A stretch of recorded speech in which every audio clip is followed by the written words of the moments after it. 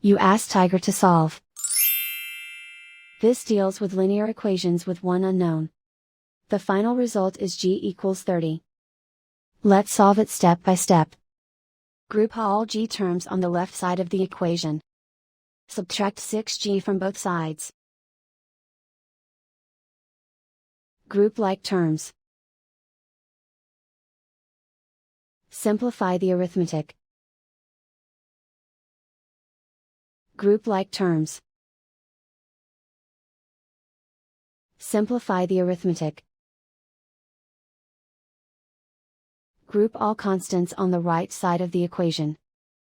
Subtract 40 from both sides. Simplify the arithmetic.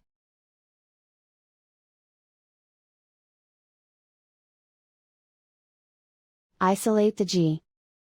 Divide both sides by -2. Cancel out the negatives.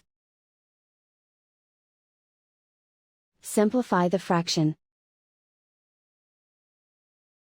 Cancel out the negatives.